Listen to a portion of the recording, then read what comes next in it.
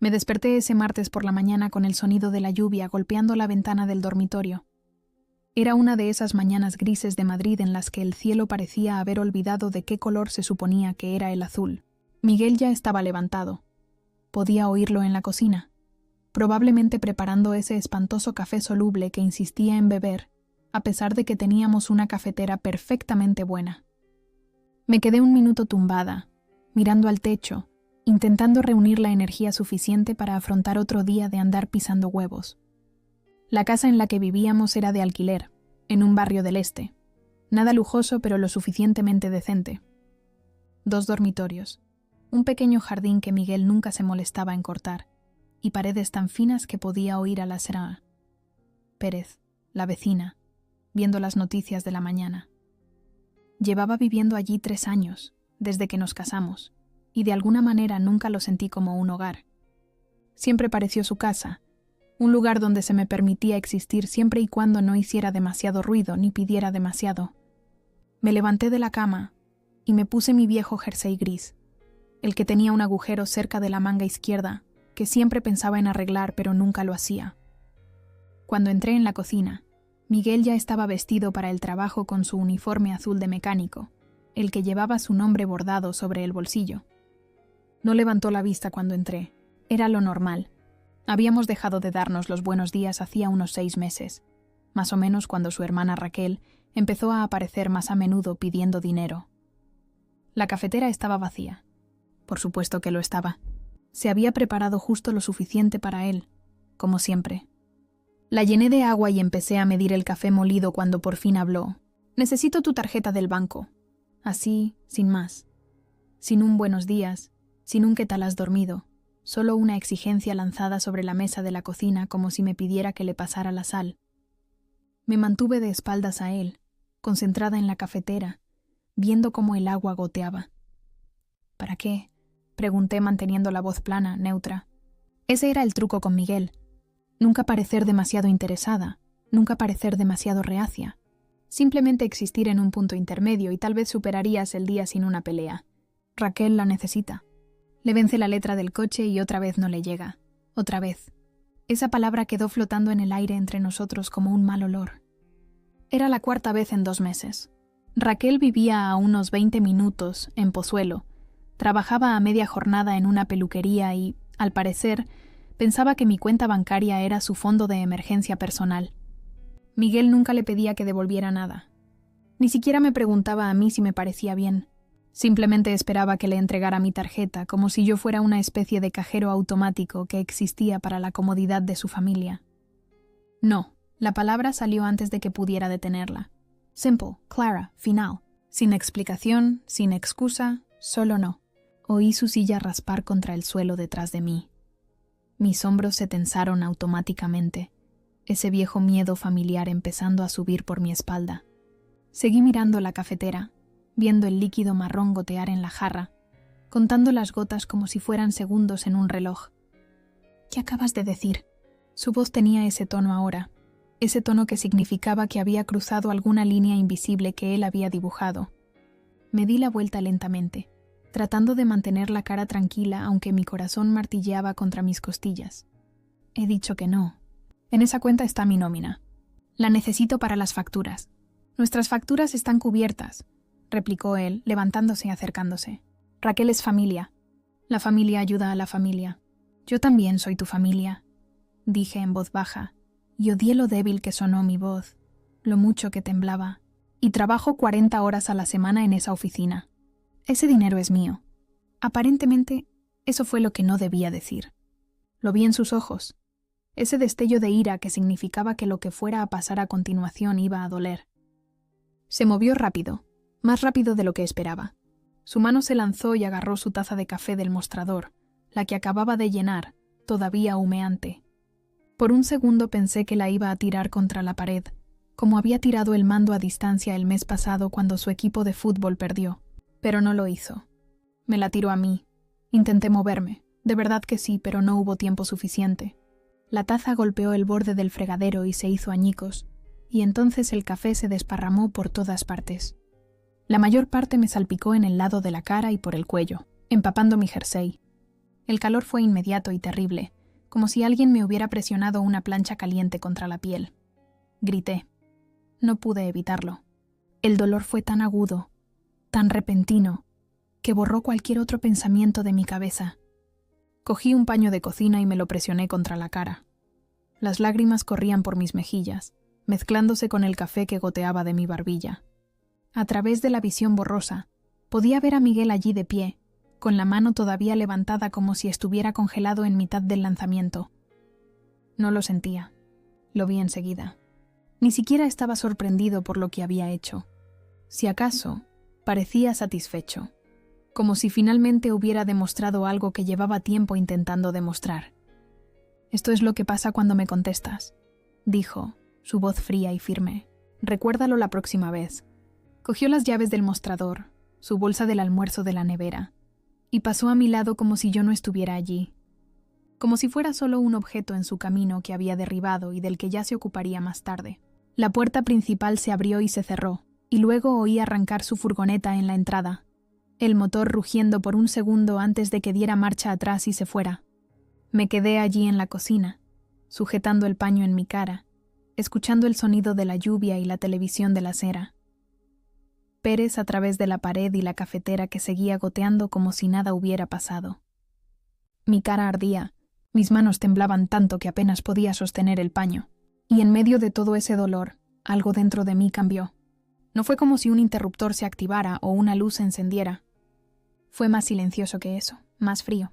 Fue como si algo que había estado durmiendo durante años de repente abriera los ojos, mirara a su alrededor y decidiera que ya había visto suficiente. Caminé lentamente hacia el baño, cada paso cuidadoso y medido, y me miré en el espejo. Mi cara estaba roja y empezaba a ampollarse a lo largo de mi mejilla y mandíbula izquierdas. Tenía los ojos hinchados de llorar. Parecía alguien a quien no reconocía. Pero detrás de todo eso, debajo del dolor y las lágrimas y el miedo, ahora había algo más, algo duro, afilado y absolutamente seguro. Miré mi reflejo y le hice una promesa a esa mujer en el espejo. Esta era la última vez que me haría daño, la última vez que me haría sentir pequeña, la última vez que le dejaría decidir quién se suponía que debía ser. No sabía exactamente qué iba a hacer todavía, pero sabía que se había acabado.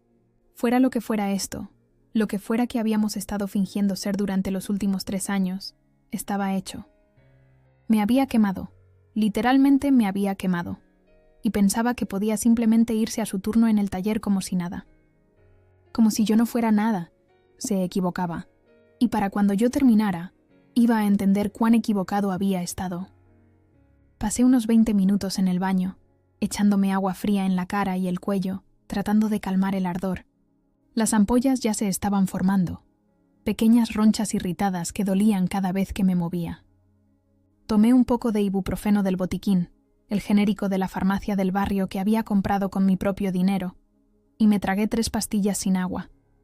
Luego me quedé allí, mirando el lavabo, escuchando mi propia respiración. Lo extraño era lo silencioso que se sentía todo, no exactamente en silencio, pero amortiguado, como si estuviera bajo el agua. Todavía podía oír la lluvia afuera y la tele de la SNAE, Pérez y un coche pasar por la calle, pero todo parecía lejano, como si le estuviera pasando a otra persona. Me sentía desconectada de mi propio cuerpo, como si me estuviera observando desde algún lugar cerca del techo. Recorrí la casa, moviéndome de una habitación a otra como si lo viera todo por primera vez. O quizás por última vez. El salón con su feo sofá marrón que Miguel había insistido en comprar porque estaba de oferta.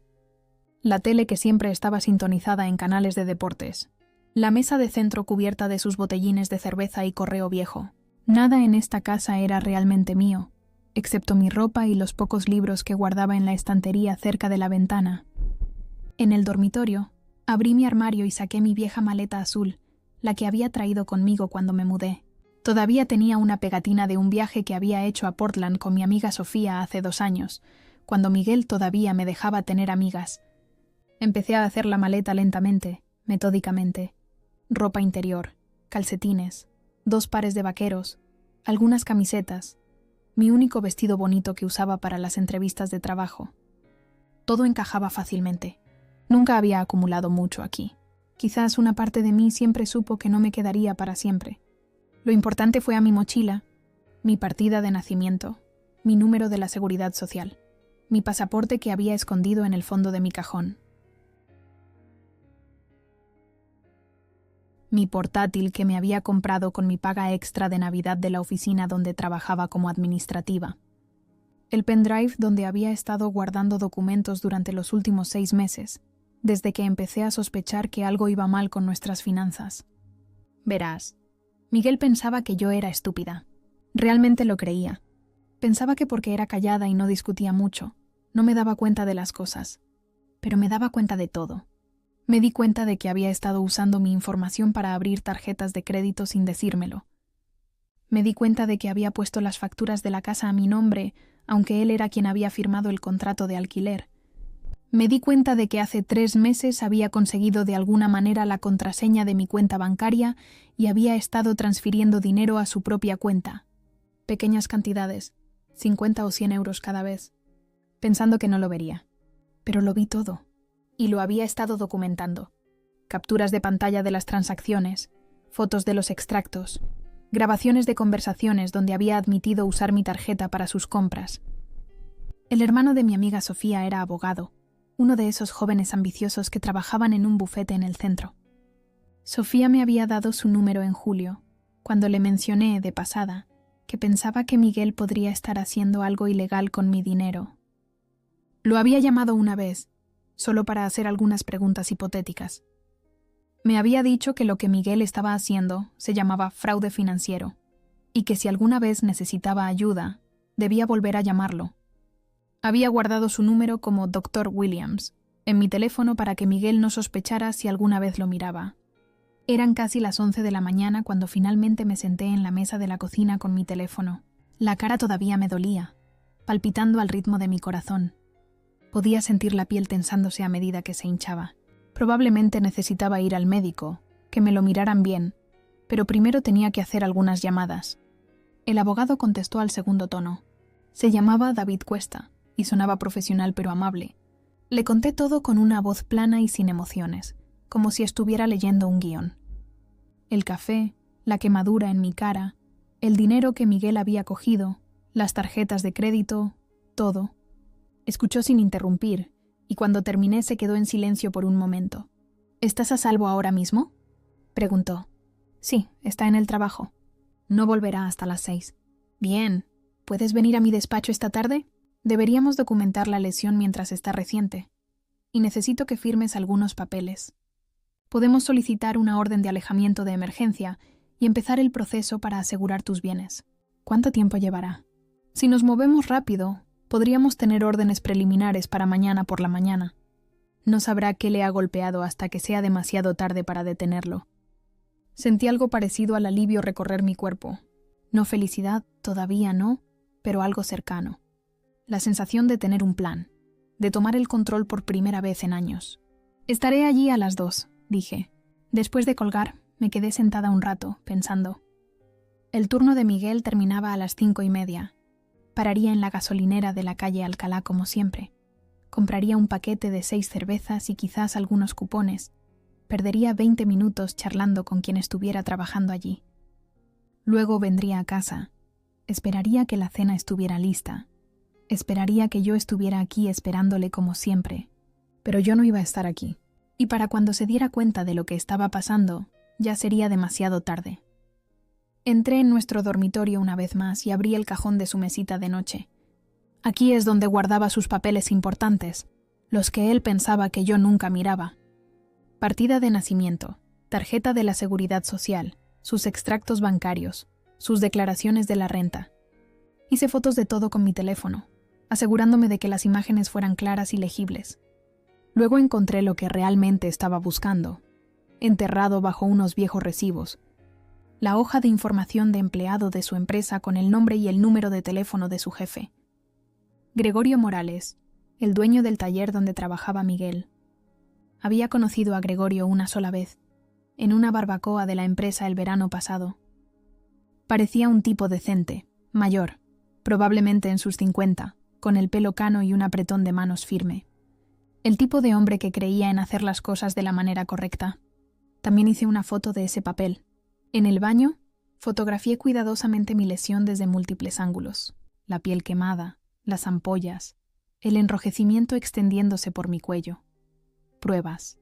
Todo eran pruebas ahora. Luego lo envolví cuidadosamente con gasa de nuestro botiquín y me puse una camisa limpia que no oliera a café. Antes de irme, hice una cosa más. Me quité mi anillo de bodas, la simple alianza de oro que Miguel había comprado en una casa de empeños, porque decía que los anillos de diamantes eran un desperdicio de dinero. Lo coloqué sobre la mesa de la cocina, justo al lado del paño que había usado para limpiarme la cara, el que todavía estaba manchado de café. Sin nota, sin explicación. Solo el anillo y el paño, allí, bajo la luz de la tarde que entraba por la ventana. Que él adivinara lo que significaba. Cargué mi maleta y mi mochila en mi coche. Un utilitario de 10 años que era una de las pocas cosas que realmente estaban a mi nombre. La lluvia había parado, pero el cielo seguía gris, cargado de nubes. Me senté en el asiento del conductor por un momento, mirando hacia la casa. 3 años de mi vida habían transcurrido allí dentro. 3 años haciéndome pequeña, intentando ser lo suficientemente pequeña y silenciosa y buena para que tal vez él me quisiera como había pensado que lo haría cuando nos casamos. Pero la gente no cambia porque la ames lo suficiente. Cambian porque quieren, y Miguel nunca había querido ser otra cosa que lo que era. Un hombre que pensaba que podía poseer a otra persona. Arranqué el coche y salí de la entrada. La Srana Pérez estaba en su ventana, mirándome. Levantó una mano en un pequeño saludo. Me pregunté si me habría oído gritar esa mañana, si habría oído todas las otras peleas y todas las otras veces que Miguel había levantado la voz. Probablemente. Esas paredes eran finas. Todo el mundo oía todo y fingía que no. Conduje hasta el centro de Madrid, aparqué en un garaje cerca de la Torre Picasso y caminé 3 manzanas hasta el despacho de David Cuesta. La recepcionista echó un vistazo a mi cara y de inmediato me hizo pasar a una sala de conferencias. David entró unos minutos después con una carpeta llena de papeles y una mujer que presentó como su asistente, María. Trabajaron rápida y eficientemente. Se tomaron fotos, se grabaron declaraciones, se firmaron documentos. Respondí a sus preguntas con esa misma voz plana, como si estuviera hablando de la vida de otra persona. No me presionaron, no me hicieron explicar más de lo necesario. Para las 4 teníamos todo lo que necesitábamos. ¿Dónde te vas a quedar esta noche?, preguntó David mientras me preparaba para irme. En un hotel. Todavía no he decidido cuál. Asegúrate de que no sea uno en el que hayas estado antes. No uses tus tarjetas de crédito, usa efectivo. Y desactiva los servicios de localización de tu teléfono. Asentí. Ya había pensado en todo eso. La orden de alejamiento se presentará a primera hora mañana por la mañana, continuó. También solicitaré congelar todas las cuentas y tarjetas conjuntas. Para mediodía de mañana no podrá acceder a nada que tenga tu nombre. Después, empezaremos el proceso para revertir las transacciones fraudulentas y asegurar tus derechos de propiedad. ¿Cuánto me costará esto? Ya lo arreglaremos. El hermano de Sofía tiene un descuento, dijo María con una pequeña sonrisa. Salí del despacho cuando el sol empezaba a ponerse, o lo habría hecho si realmente pudiéramos ver el sol a través de las nubes. Encontré un pequeño hotel en la zona sur, uno de esos apartahoteles que no hacen demasiadas preguntas siempre que pagues en efectivo. La habitación estaba limpia y tranquila, con una cama, un escritorio y vistas al aparcamiento. Pedí una pizza de un local cercano y me la comí sentada en la cama, viendo las noticias de la noche en la tele. En algún lugar de la ciudad, Miguel probablemente estaba entrando por la puerta de nuestra casa ahora mismo, llamándome, esperando que respondiera. Lo imaginé viendo el anillo en la mesa, el paño, el armario vacío. Imaginé la confusión convirtiéndose en ira, luego en algo más. Quizás miedo. Quizás la primera comprensión real de que esta vez había ido demasiado lejos. Terminé mi pizza y tiré la caja. Luego me tumbé en la cama del hotel, mirando al techo, y por primera vez en 3 años, sentí algo que casi había olvidado que existía. Paz. Me desperté el miércoles por la mañana con 17 llamadas perdidas y 32 mensajes de texto. Todos de Miguel. No los leí, no escuché los mensajes de voz. Simplemente observé cómo se acumulaban las notificaciones en mi pantalla como prueba digital de que estaba entrando en pánico, y no sentí absolutamente nada. Eso fue lo que más me sorprendió. Ni ira, ni miedo, ni siquiera satisfacción. Solo este vacío frío y claro donde antes vivían todos esos otros sentimientos. David Cuesta llamó a las 8:15. La orden de alejamiento había sido aprobada. El juez había visto las fotos de mi cara, leído mi declaración y firmado los papeles sin dudarlo. Miguel sería notificado en su lugar de trabajo hoy. Estaba legalmente obligado a mantenerse al menos a 150 metros de mí y tenía prohibido contactarme directamente. Si lo violaba, sería arrestado. Las cuentas bancarias están siendo congeladas mientras hablamos, me dijo David. He enviado cartas a las 3 compañías de tarjetas de crédito explicando la situación. Iniciarán investigaciones sobre los cargos fraudulentos. Y he presentado una moción de emergencia para asegurar tus derechos sobre cualquier propiedad compartida. ¿Cuánto tardará en saberlo? Probablemente ya sepa lo de la orden de alejamiento si se la notificaron en el trabajo. ¿Las cuentas? Se enterará la primera vez que intente usar su tarjeta. Supongo que en algún momento de esta mañana. Le di las gracias y colgué. Luego me vestí, dejé el hotel y conduje a otra parte de la ciudad. Había encontrado un pequeño apartamento en internet la noche anterior, uno de esos sitios que alquilan por semanas, sin preguntas, sin necesidad de verificar antecedentes. Estaba en Getafe, a unos 30 minutos de donde vivíamos. La casera era una mujer vietnamita mayor llamada Sra.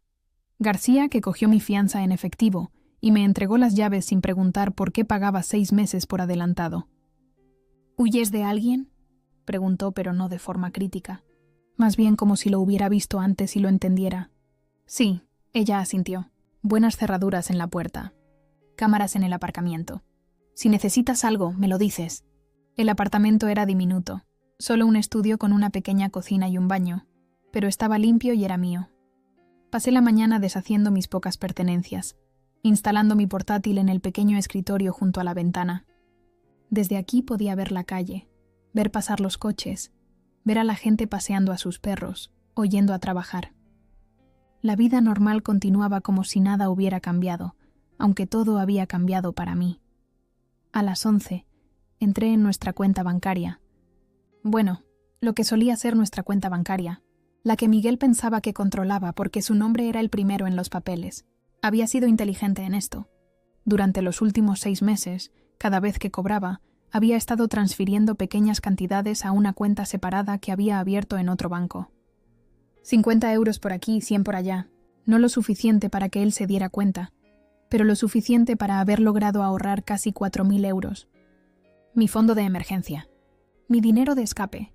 Ahora transferí el resto de lo que era legalmente mío desde la cuenta conjunta.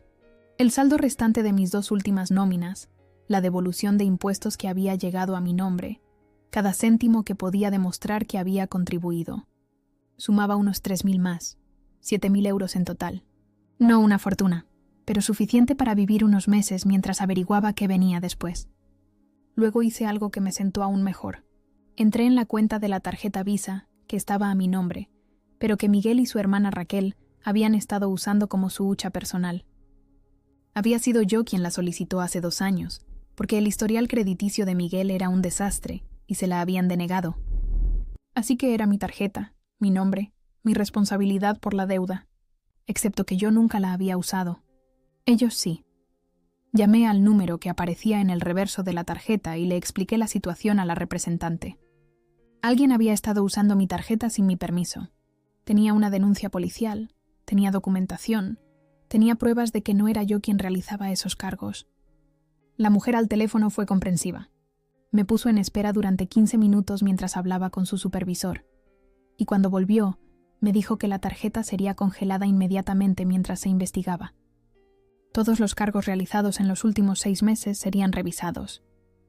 Pensé en Raquel intentando usar esa tarjeta en el supermercado o en la gasolinera y que se la denegaran. Pensé en la vergüenza, la confusión, la ira que sentiría. Bien, había estado viviendo de mi dinero durante meses, tratándome como si fuera un cajero automático, como si le debiera algo solo por ser la hermana de Miguel, que se las arreglara para pagar sus propias facturas por una vez. Había 2 tarjetas de crédito más a mi nombre que yo no había abierto. Las encontré al solicitar un informe de mi historial crediticio. Miguel había usado mi información para solicitarlas, falsificado mi firma y hecho que las enviaran a la dirección de su hermana para que yo no las viera. Los saldos estaban al máximo. Casi 20.000 euros de deuda que ni siquiera sabía que existía hasta hace 2 meses. Fue entonces cuando empecé a sospechar y lo comprobé. Denuncié ambas tarjetas como fraudulentas. Di a las compañías de tarjetas de crédito la información de David. Les envié la documentación que habíamos recopilado. Abrieron investigaciones de inmediato. Esas tarjetas también serían congeladas, y Miguel sería responsable de la deuda, no yo. Que le explicara a los investigadores cómo su firma apareció en solicitudes de tarjetas a mi nombre. Para mediodía, había desmantelado sistemáticamente cada pieza de la infraestructura financiera que Miguel había construido sobre mi espalda. Cada tarjeta de crédito estaba congelada. Cada cuenta conjunta estaba cerrada o restringida. Cada pago automático que pasaba por mis cuentas había sido cancelado. Su cuota del gimnasio, el seguro de su coche que había sido demasiado vago para poner a su propio nombre, la suscripción a ese servicio de streaming de deportes que tanto le gustaba. Todo eso desaparecido. Lo imaginé en el taller, intentando comprar el almuerzo y que le denegaran la tarjeta. Intentando echar gasolina de camino a casa y que se la denegaran de nuevo. Llamando al banco y que le dijeran que sus cuentas estaban congeladas por una orden judicial. La comprensión llegando lentamente a él de que no tenía acceso a dinero, ninguna forma de pagar nada, ningún control sobre las finanzas que había pasado 3 años manipulando. Mi teléfono sonó. Miré la pantalla. Era su hermana Raquel. No contesté. Llamó 2 veces más. Luego envió un mensaje de texto lleno de mayúsculas y signos de exclamación, insultándome, exigiendo que la llamara. Bloqueé su número. Luego bloqueé también el número de Miguel. Podían gritar al vacío todo lo que quisieran. Ya no estaba escuchando. Esa tarde, conduje hasta la oficina donde trabajaba, una pequeña gestoría en Pozuelo. Ya había llamado por la mañana para decir que estaba enferma. Les dije que había tenido una emergencia personal y que necesitaba unos días libres. Mi jefa, Patricia, era una mujer de unos 50 años que siempre había sido amable conmigo. Cuando entré en su despacho y vio mi cara, los vendajes cubriendo las quemaduras, se levantó de inmediato. «Cielo, ¿qué ha pasado?» Se lo conté. No todo, pero lo suficiente. Que mi marido me había hecho daño, que me había ido, que estaba en proceso de divorcio y lidiando con asuntos legales. No entré en detalles sobre el fraude financiero o las tarjetas de crédito. Simplemente le dije que necesitaba tomarme un tiempo libre para arreglar las cosas. Ella no dudó. «Tómate todo el tiempo que necesites. Tu trabajo estará aquí cuando estés lista para volver. Y si necesitas algo, lo que sea, házmelo saber». Casi lloro. Fue la primera amabilidad real que experimenté de alguien que no tenía una obligación legal de ayudarme. Le di las gracias y me fui antes de que pudiera derrumbarme. De vuelta en mi apartamento, hice una lista. Todo lo que Miguel había hecho, todas las personas a las que les había contado sus asuntos personales, cada conexión que tenía y que yo podía usar. Su jefe en el taller, Gregorio Morales. Sus amigos de copas que había conocido en las barbacoas. Su primo que trabajaba en el banco. Su madre que vivía en Toledo y a la que nunca le había caído bien, pero que definitivamente no le gustaría saber que su hijo era un maltratador y un ladrón. No iba a llamar a ninguno de ellos directamente. Eso violaría la orden de alejamiento y le daría munición para usar en mi contra. Pero podía asegurarme de que la información correcta terminara en las manos correctas. David me había advertido que la denuncia policial era un asunto de registro público. Cualquiera podía acceder a ella si sabía dónde buscar. ¿Y la investigación de fraude? Bueno, los bancos hablan con los empleadores cuando necesitan verificar el empleo para las solicitudes de crédito. Abrí mi portátil y empecé a escribir correos electrónicos. No a la gente de Miguel, sino a David, documentando todo lo que sabía. La forma en que Miguel se había jactado con sus amigos de cómo había conseguido tarjetas de crédito usando mi información. La vez que le había contado a su primo sobre la transferencia de dinero de mi cuenta a la suya. La conversación que había oído por casualidad en la que le prometió a Raquel que seguiría dándole dinero porque su mujer no se daría cuenta de todos modos. David sabría qué hacer con esta información. Sabría cómo asegurarse de que llegara a los investigadores correctos, a las autoridades correctas, a las personas adecuadas que podrían usarla para construir un caso contra Miguel. Al anochecer estaba agotada. No físicamente cansada, sino mentalmente agotada. Había pasado todo el día destruyendo sistemáticamente la vida que Miguel había construido sobre la mía, quitando cada viga de apoyo en la que se había basado, viendo cómo toda la estructura comenzaba a colapsar. Y lo había hecho en silencio, eficientemente, sin una sola confrontación o discusión. Pedí comida china de un lugar cercano. La comí mientras veía la puesta de sol por mi ventana. El cielo estaba despejado por una vez, de un azul pálido que se desvanecía en rosa y naranja. Era hermoso. Había olvidado que Madrid tenía puestas de sol bonitas cuando realmente podías verlas a través de la lluvia. Mi teléfono vibró. Un mensaje de un número desconocido. Casi no lo abro, pero algo me dio curiosidad. Era de Gregorio Morales, el jefe de Miguel. Sofía Cuesta me dio tu número. Espero que no te importe. Quería que supieras que a Miguel le notificaron los papeles en el trabajo hoy. Tuve que enviarlo a casa. Estaba montando una escena. También quería decir que siento mucho por lo que has pasado. Si necesitas una referencia para algo, puedes usar mi nombre. Me quedé mirando ese mensaje durante mucho tiempo. Sofía Cuesta debe habérselo dicho a David, quien de alguna manera se lo debe haber dicho a Gregorio. Las conexiones estaban funcionando. La información se estaba extendiendo, exactamente como había esperado. La gente estaba descubriendo qué clase de hombre era realmente Miguel. Le respondí con un simple «gracias» y dejé mi teléfono. El apartamento estaba en silencio. Afuera, podía oír el tráfico en la calle, alguien poniendo música en otro piso, los sonidos normales de la gente viviendo sus vidas. Fui al baño y me quité con cuidado los vendajes de la cara. Las quemaduras estaban sanando, pero todavía estaban rojas e irritadas. Probablemente dejarían cicatriz. Probablemente tendría que mirar estas marcas el resto de mi vida y recordar la mañana en que Miguel me tiró café caliente. Pero estaba bien. Las cicatrices eran solo una prueba de que habías sobrevivido a algo. Y yo estaba sobreviviendo a esto. Más que eso, no estaba ganando. Me puse vendajes nuevos, tomé más ibuprofeno y me metí en la cama. Eran solo las 8, pero ya había terminado con este día. Terminado de pensar en Miguel, terminado de planificar mis próximos movimientos, terminado con todo excepto dormir. Mañana, averiguaría el siguiente paso. Mañana, seguiría desmantelando su vida pieza por pieza.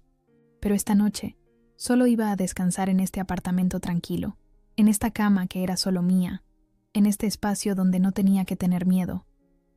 Por primera vez en años, me quedé dormida sin comprobar que todas las puertas estuvieran cerradas con llave. El jueves por la mañana, David me llamó a las 9.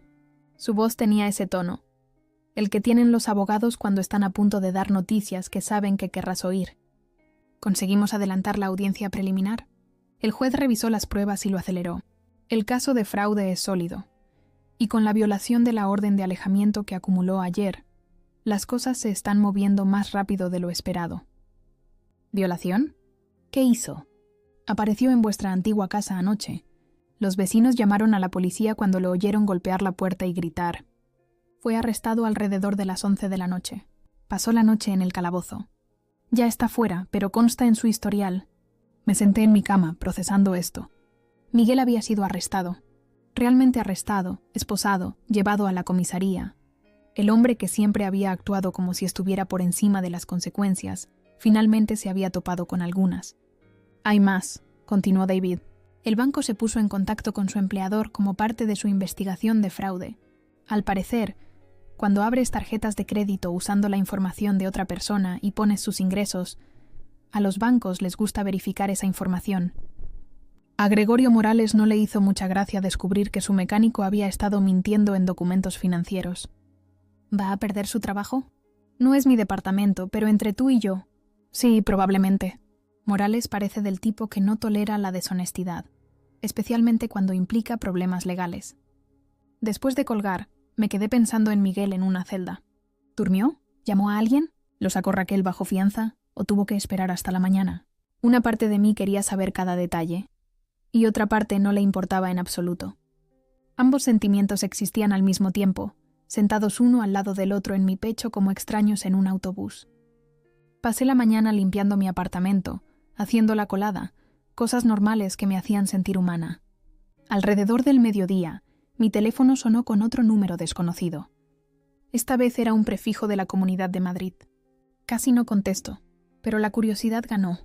Dígame, ¿es la señora Benítez? Una voz de hombre, profesional pero amable. No por mucho tiempo, pero sí.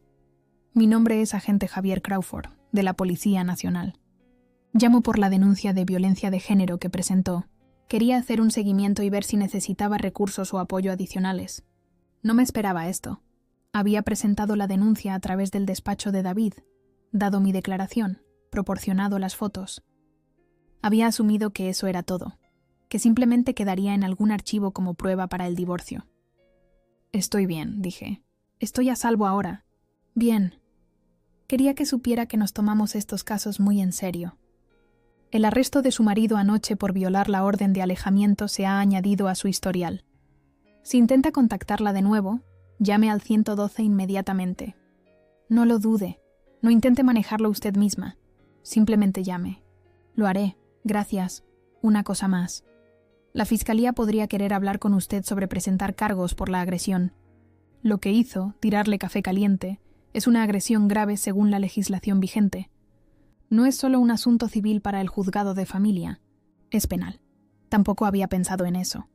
Había estado tan concentrada en escapar, en proteger mi dinero, en solicitar el divorcio que no había considerado que Miguel pudiera enfrentarse a cargos penales. ¿Qué significaría eso? Si es condenado, posiblemente pena de cárcel. Como mínimo, libertad condicional, clases obligatorias de control de la ira, antecedentes penales permanentes. Pero es su elección. Nadie puede obligarla a presentar cargos si no quiere. ¿Puedo pensarlo? Por supuesto. Tómese todo el tiempo que necesite. Le enviaré mi información de contacto. Cuando esté lista, solo tiene que llamarme. Después de que colgó, me quedé mirando mi teléfono. Cargos penales. Miguel con antecedentes penales. Miguel en la cárcel por más de una noche. La idea se sentía grande y pesada, como algo que necesitaba coger y examinar por todos lados antes de decidir si quería cargarlo. Esa tarde, David llamó de nuevo. Ha pasado algo interesante. El abogado de Miguel me ha contactado. Al parecer quiere negociar. ¿Negociar qué? Todo. El divorcio, el acuerdo de bienes, los cargos de fraude. Está dispuesto a renunciar a cualquier reclamación sobre los bienes compartidos si usted acepta no presentar cargos penales. Nunca dije que fuera a presentar cargos penales. Él no lo sabe. Y su abogado es lo suficientemente inteligente como para saber que una agresión con un arma peligrosa es un cargo serio que podría llevarlo a prisión por años. Tiene miedo. Bien. Así que esto es lo que estoy pensando. Usamos esto. Redactamos un acuerdo de liquidación que te da todo. Las fianzas de la casa de alquiler, cualquier propiedad conjunta restante y, lo más importante, él asume la responsabilidad total de toda la deuda fraudulenta.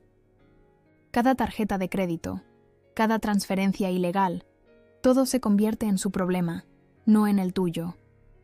A cambio, acordamos no presentar cargos penales adicionales más allá de lo que ya está en el sistema. ¿Pero podría presentarlos si quisiera? Absolutamente. Tiene todo el derecho. Solo digo que podemos usar su miedo a nuestro favor aquí.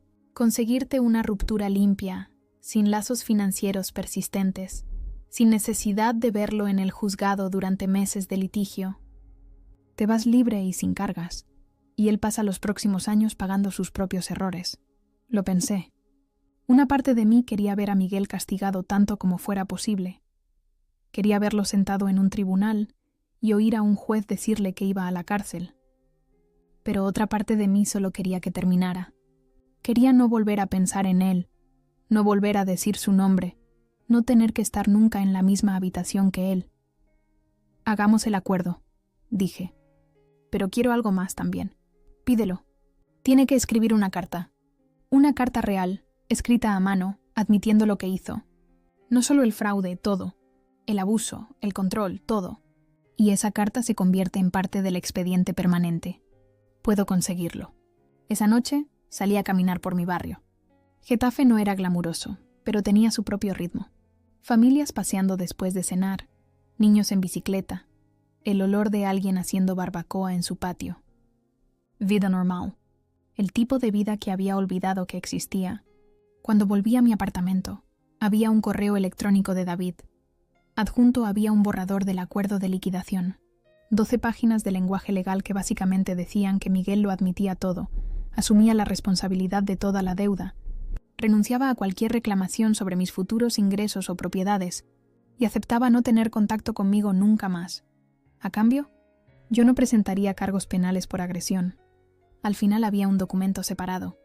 Una plantilla para la carta que tendría que escribir. Lo leí todo 2 veces, tomando notas, sugiriendo cambios. Quería que el lenguaje fuera claro, inequívoco.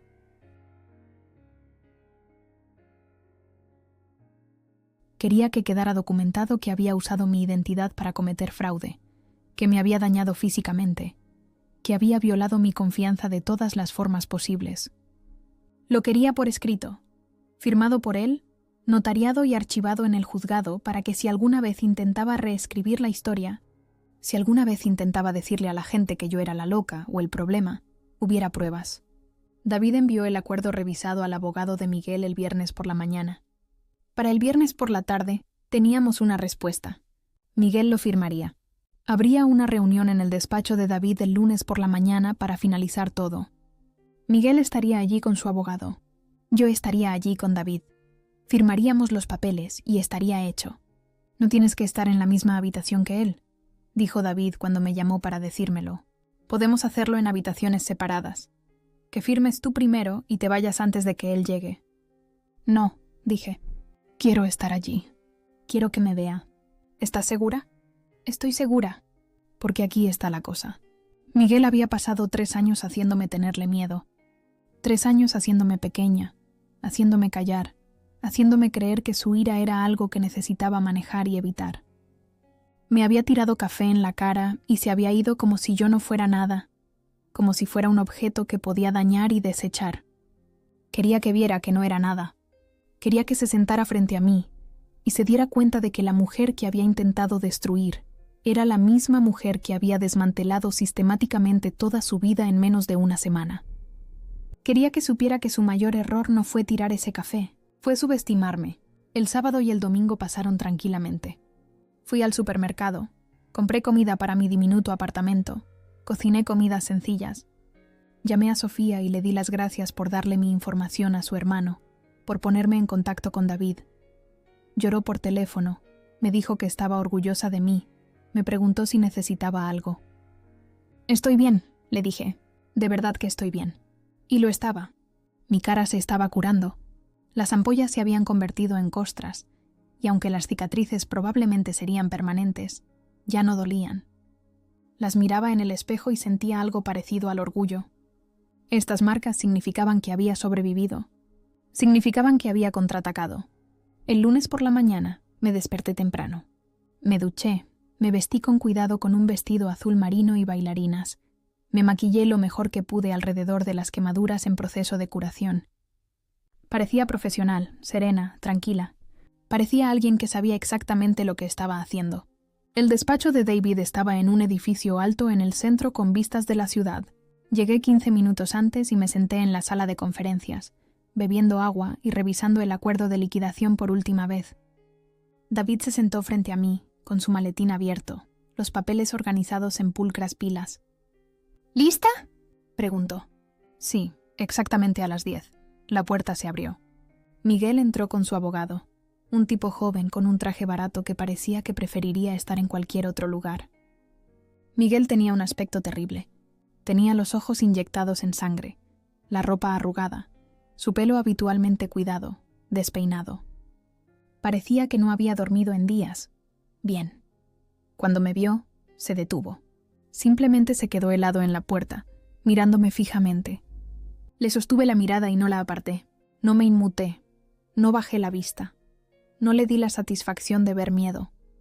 Simplemente lo miré como si fuera un extraño, alguien a quien nunca había conocido y nunca volvería a ver. Su abogado lo guió hasta una silla. David extendió los documentos, explicando cada uno con esa voz tranquila y profesional que usan los abogados. El abogado de Miguel claramente ya le había explicado todo porque él simplemente se sentó allí, sin decir nada, con aspecto derrotado. Señor Benítez, necesito que lea esta carta y la firme, dijo David, deslizando el papel por la mesa. Miguel lo cogió con manos temblorosas. Lo vi leerlo. Vi su cara mientras veía sus propias palabras admitiendo el fraude, la agresión, el abuso. Cuando terminó, me miró una vez más. No quise. Empezó. «Firma el papel, Miguel», interrumpió su abogado. Lo firmó. Luego firmó el acuerdo de liquidación, los papeles del divorcio, cada documento que David le puso delante. Cada firma parecía peor que la anterior, apenas legible, el bolígrafo temblando en su mano. Cuando terminó, David recogió todos los documentos y se levantó. «Hemos terminado aquí, señor Benítez. Recuerde que la orden de alejamiento sigue en vigor. No debe contactar a mi clienta de ninguna manera. Si la viola de nuevo, será arrestado de nuevo». Miguel asintió. Se levantó, con su abogado a su lado, y caminó hacia la puerta. Antes de irse, se volvió una vez más.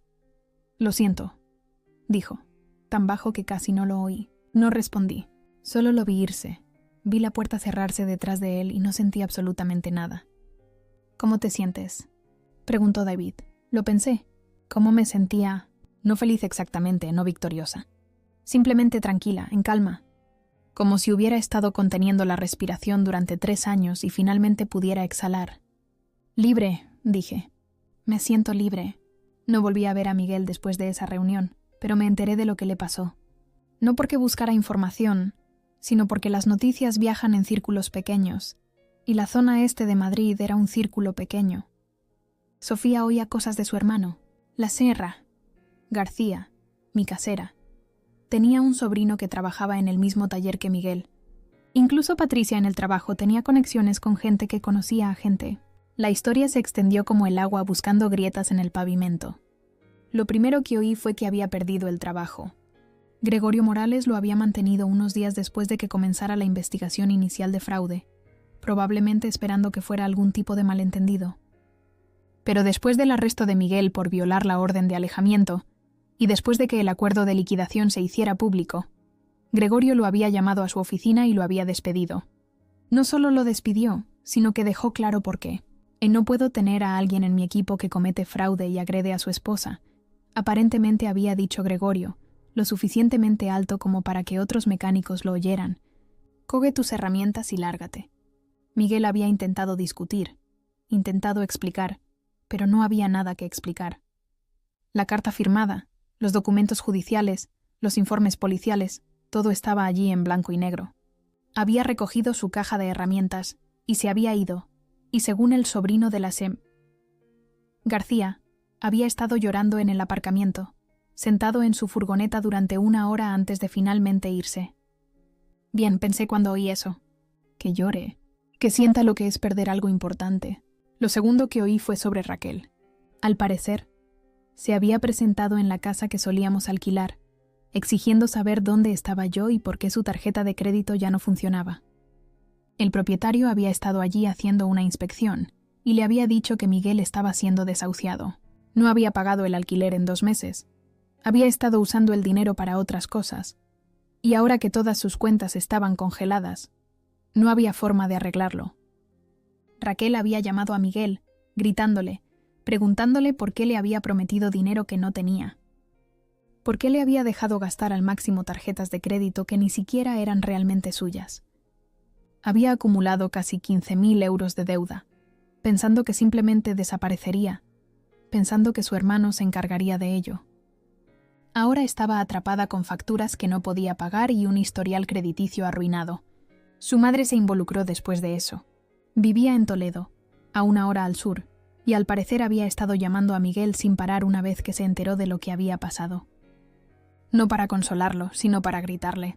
Sofía se enteró por su hermano que la madre de Miguel le había dicho que era una vergüenza para la familia, que lo había criado mejor que eso, que no podía creer que hubiera hecho daño a alguien y le hubiera robado. Tu padre se avergonzaría, le había dicho al parecer, que según Sofía era lo peor que podía decirle a Miguel. Su padre había muerto cuando era joven y había pasado toda su vida tratando de demostrar que era un buen hombre como lo había sido su padre. Supongo que eso no funcionó muy bien. Al final de la 2ª semana, Miguel se había mudado con Raquel.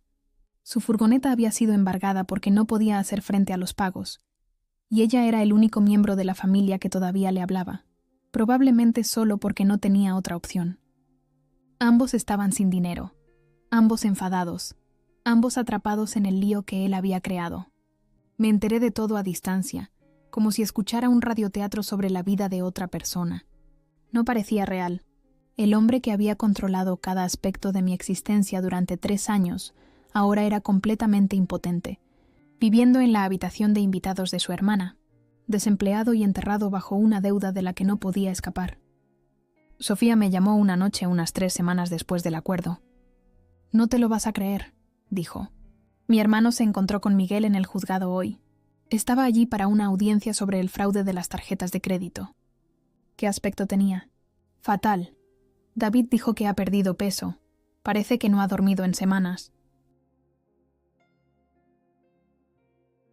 Su abogado es de oficio porque ya no puede permitirse un abogado de verdad. Están tratando de negociar un plan de pagos para la deuda, pero no pinta bien. ¿Va a ir a la cárcel? Probablemente no. Primera ofensa. Firmó el acuerdo. Mostró remordimiento. Probablemente le caerá libertad condicional, servicios a la comunidad, terapia obligatoria. Pero su crédito está destrozado por al menos 7 años, quizás más. Y tiene que pagar la restitución de todos los cargos fraudulentos. Me quedé con esa información un rato después de colgar. Miguel en libertad condicional. Miguel en terapia ordenada por el tribunal. Miguel pasando los próximos 7 años sin poder obtener un préstamo, sin poder alquilar un apartamento decente, sin poder hacer ninguna de las cosas que había dado por sentadas cuando usaba mi dinero y mi nombre. La 3ª semana después del acuerdo, recibí un mensaje a través de David. El abogado de Miguel se había puesto en contacto, preguntando si estaría dispuesta a escribir una carta al juez sobre su carácter.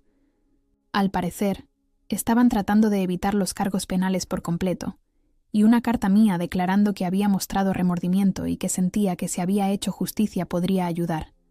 «Diles que no», dije de inmediato. «¿Segura? Podría acelerar el proceso, finalizar todo más rápido». «Estoy segura. Que se enfrente a las consecuencias de sus propios actos». David no discutió, envió la respuesta. Y esa fue la última comunicación que tuve sobre Miguel.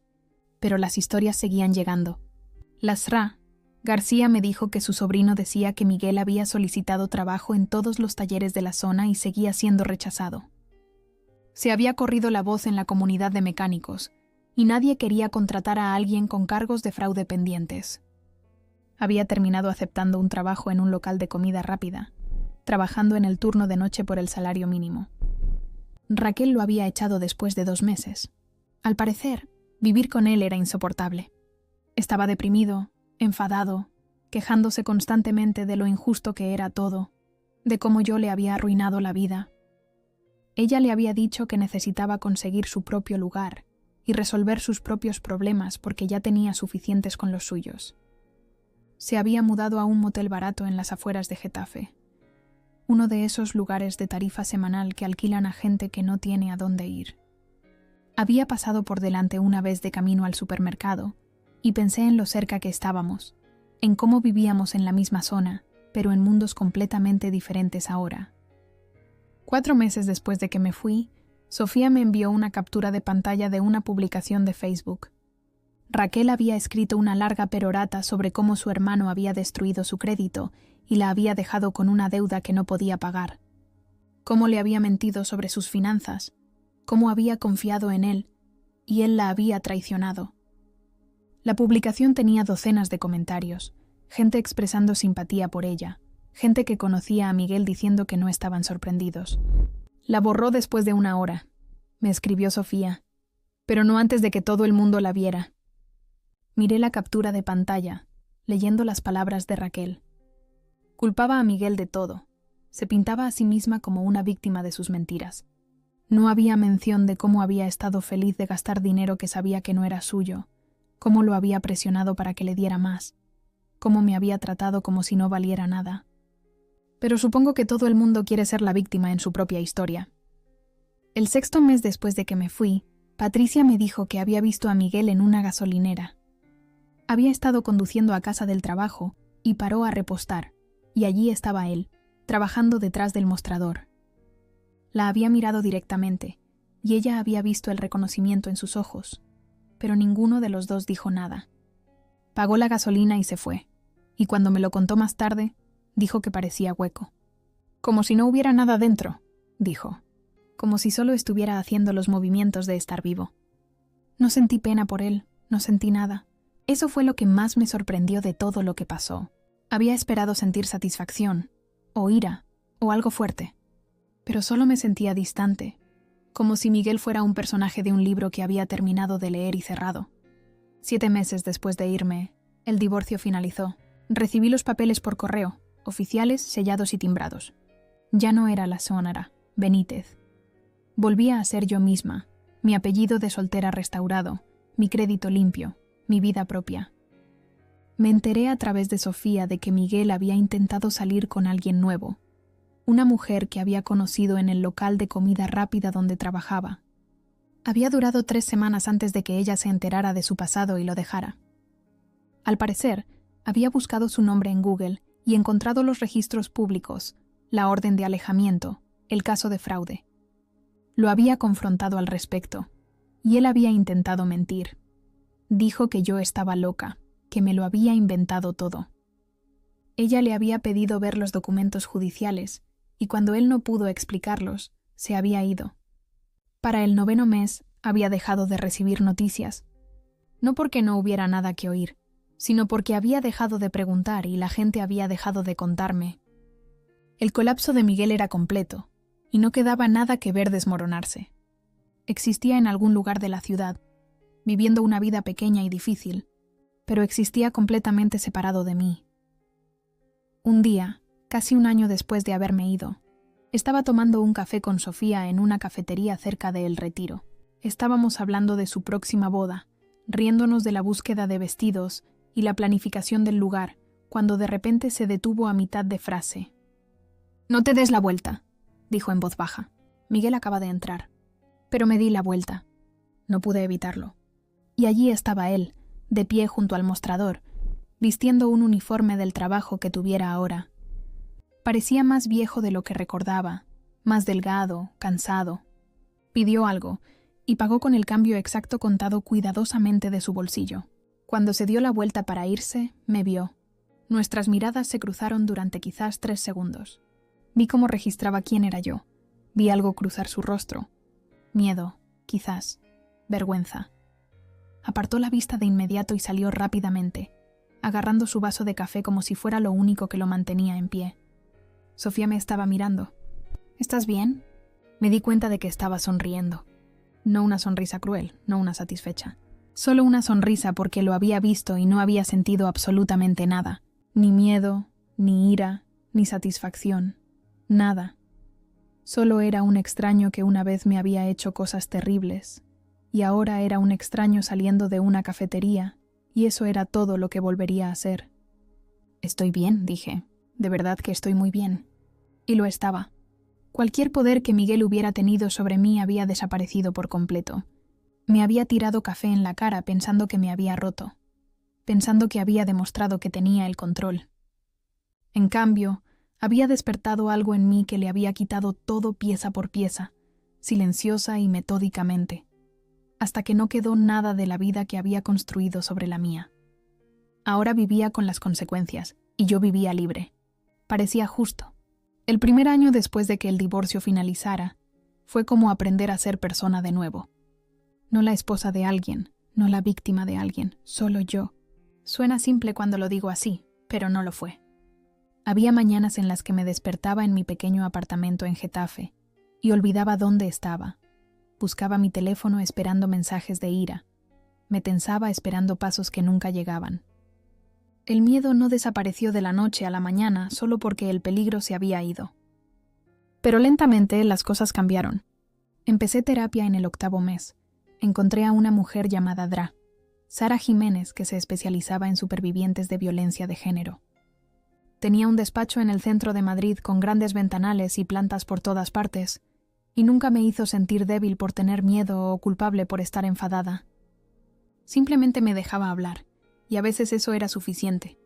«No estás rota», me dijo durante una sesión en la que estaba frustrada conmigo misma por seguir sobresaltándome con los ruidos fuertes.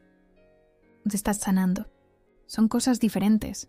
Seguí trabajando en la gestoría de Patricia, procesando nóminas y gestionando cuentas. Era un trabajo estable y tranquilo que me permitía pensar. Patricia me había dado un aumento 6 meses después de mi regreso. Dijo que me lo había ganado. El dinero extra significó que pude mudarme del estudio de la SEA García a un verdadero apartamento de un dormitorio en Pozuelo, más cerca del trabajo. Tenía un balcón con vistas a nada especial, solo otros edificios y un aparcamiento, pero era mío. Compré muebles que elegí yo misma. Un sofá de color gris oscuro porque me gustaba el color, no porque a otra persona le gustara. Una mesa de cocina con 2 sillas aunque vivía sola, porque a veces Sofía venía a cenar. Cortinas con un estampado de pequeñas flores amarillas que me hacían sonreír cada vez que las miraba. Cada cosa en ese apartamento fue elegida por mí, pagada con dinero que yo había ganado, dispuesta de la manera que yo quería. Suena pequeño, pero se sentía enorme. Alrededor del primer año, Sofía me convenció para probar las citas online. No estaba segura de estar preparada, pero me creó un perfil y prometió que no tenía que conocer a nadie si no quería. Solo mira, dijo. Solo mira lo que hay por ahí. Tuve 3 citas en los siguientes 4 meses. El primer chico habló de su exmujer todo el tiempo, y supe que no estaba lista para el equipaje de otra persona cuando todavía estaba deshaciendo el mío. El segundo chico era agradable pero aburrido, el tipo de persona que habla del tiempo y no parece tener ninguna opinión real sobre nada. El tercer chico llegó borracho y me fui antes de que llegaran los aperitivos. Quizás estoy destinada a estar soltera, le dije a Sofía después de ese desastre. O quizás simplemente no has conocido a la persona adecuada todavía, dijo. Tienes tiempo. No hay prisa. Tenía razón. Tenía tiempo. Por primera vez en años, tenía tiempo que me pertenecía. Mañanas que podía desperdiciar bebiendo café lentamente, tardes que podía pasar leyendo o viendo lo que quisiera en la tele, o simplemente mirando por la ventana sin hacer nada. El tiempo volvía a ser mío. Para el segundo año, las cicatrices de mi cara se habían desvanecido a marcas pálidas que la mayoría de la gente no notaba a menos que las buscaran. Yo las notaba todos los días, por supuesto. Cada mañana cuando me lavaba la cara, cada vez que me miraba en un espejo. Pero la Drapán Jiménez me había ayudado a replantear cómo pensaba en ellas. Y no son marcas de lo que él te hizo, dijo. Son la prueba de lo que sobreviviste. Empecé a pensar en qué quería hacer con mi vida más allá de simplemente sobrevivir. Había estado tan concentrada en escapar, en mantenerme a salvo, en construir una existencia estable que no había pensado en lo que venía después. ¿Qué quería realmente? ¿Qué me hacía feliz? Siempre me había gustado el arte. Antes de conocer a Miguel, solía pintar a veces, solo cosas pequeñas, paisajes y naturalezas muertas que regalaba a amigos o guardaba en mi armario. Había dejado de hacerlo después de casarnos porque Miguel decía que era una pérdida de dinero y tiempo. Pero ahora, con mi propio apartamento y mi propio dinero y mi propio tiempo, compré algunos materiales. Solo cosas básicas de una tienda de arte en Pozuelo, nada lujoso. Pinturas, pinceles, algunos lienzos baratos. El primer cuadro que hice fue terrible. Colores embarrados, proporciones extrañas, el tipo de cosa que un niño podría hacer en primaria. Casi lo tiro. Pero luego pensé en cuánto tiempo había pasado desde que siquiera lo había intentado. Cuánto había olvidado, a cuánto había renunciado. Así que lo guardé y empecé otro, y otro. Y lentamente, durante semanas y meses, mejoré. Empecé a vender algunos de mis trabajos online, solo piezas pequeñas a través de una tienda que abrí. Nada caro, 20 o 30 euros por un cuadro del tamaño de un cuaderno. Pero la gente los compraba. Extraños pagaban dinero por algo que yo había creado, y eso se sentía increíble. No por el dinero, sino porque significaba que mi trabajo tenía valor para alguien. Sofía se casó ese otoño, 2 años después de que dejara a Miguel. Fui su dama de honor. Estuve en el altar con un vestido lavanda que me ayudó a elegir. Sostuve su ramo mientras decía sus votos.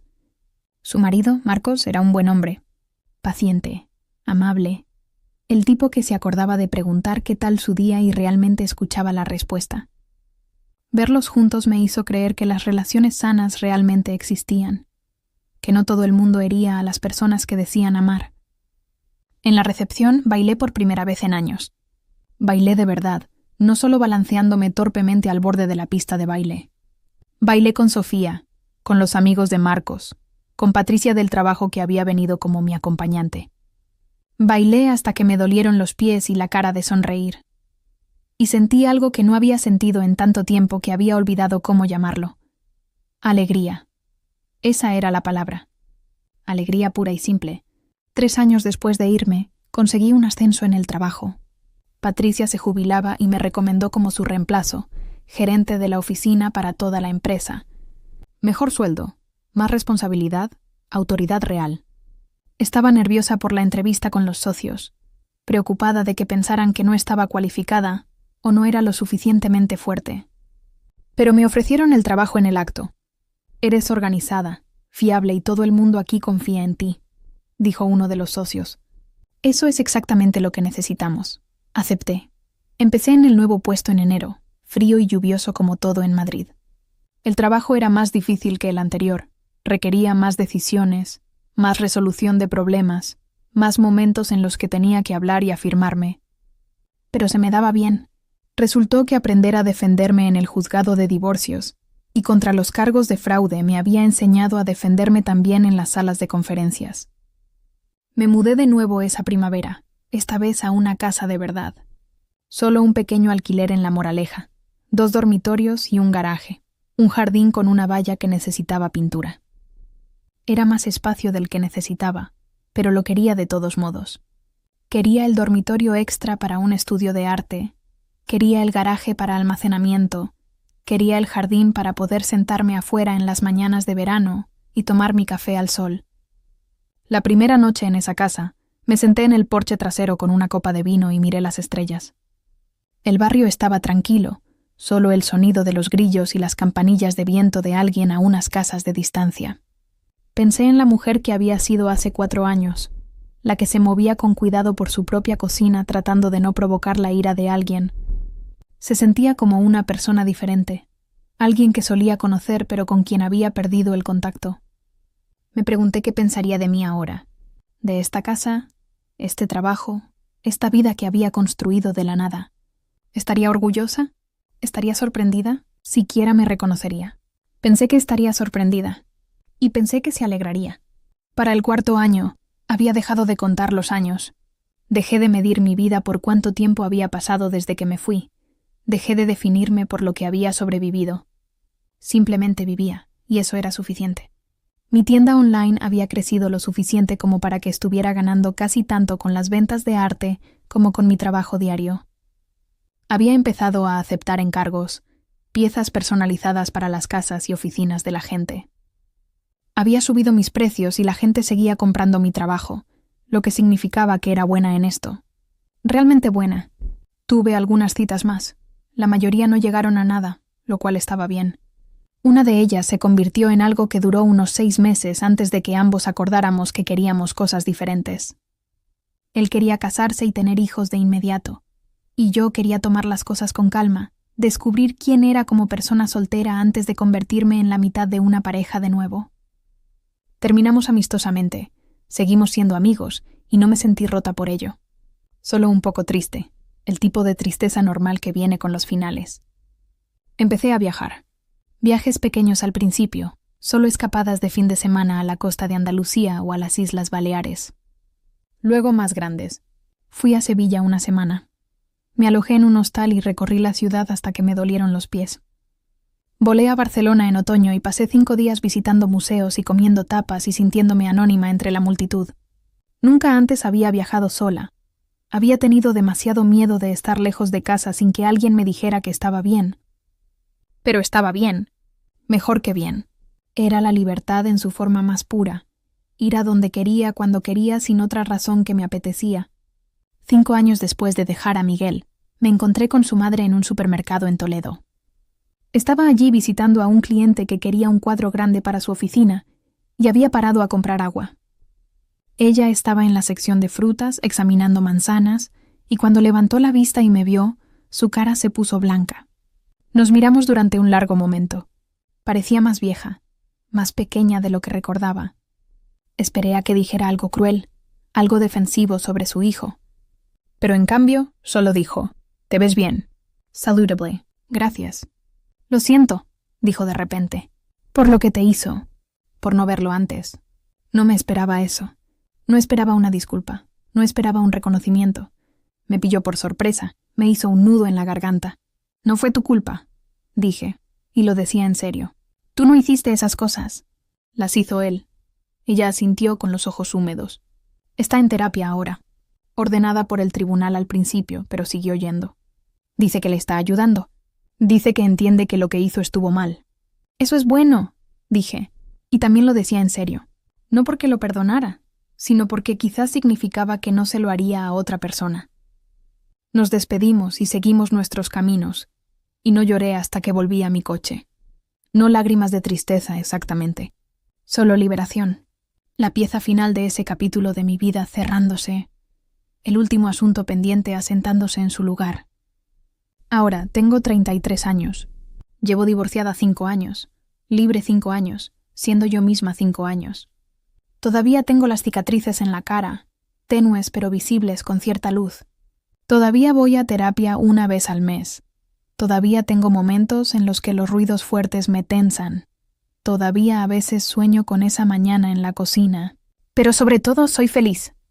Tengo un trabajo en el que soy buena, arte que la gente quiere comprar, amigos que me hacen reír, una casita que se siente como un hogar. Me despierto por la mañana y el primer pensamiento en mi cabeza no es miedo o pavor. Suele ser algo aburrido como «tengo que poner la lavadora» o «me pregunto qué desayunaré». Lo aburrido es hermoso. Lo normal es precioso. La seguridad lo es todo. A veces la gente me pregunta si me arrepiento de haberme casado con Miguel, si desearía poder volver atrás y cambiar las cosas, no haberlo conocido nunca, ahorrarme 3 años de dolor. Y la verdad es que no lo sé, porque esos 3 años fueron terribles, pero también me enseñaron cosas que necesitaba aprender. Me enseñaron que era más fuerte de lo que pensaba. Me enseñaron que podía sobrevivir a cosas que no creía que fueran superables. Me enseñaron que el silencio, cuando proviene de la fuerza en lugar del miedo, puede ser más poderoso que cualquier grito. Me tiró café caliente en la cara pensando que me rompería, pensando que me enseñaría cuál era mi lugar. En cambio, me despertó. Me mostró exactamente quién era él y exactamente quién necesitaba ser yo. Y al final, no lo destruí con venganza ni violencia ni crueldad. Lo destruí con orden, con documentos, con el sistema legal, con la verdad. Tomé todo lo que él valoraba, su dinero, su control, su reputación, y lo hice tan silenciosamente que ni siquiera lo vio venir. Esa fue mi venganza. No la violencia, sino la precisión. No la ira, sino la acción fría y clara. Y ahora, 5 años después, estoy sentada en mi porche trasero un domingo por la mañana, bebiendo un café que he preparado en mi propia casa, viendo salir el sol sobre los árboles. El café está caliente, a la temperatura perfecta, y cuando doy un sorbo, no siento nada más que consuelo. Miro mi reflejo en la superficie oscura y sonrío. No la mujer que Miguel intentó romper, sino la mujer que se fue con todo lo que él pensaba que poseía.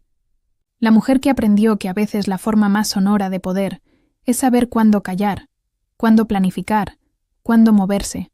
La mujer que sobrevivió, que reconstruyó, que volvió a ser ella misma.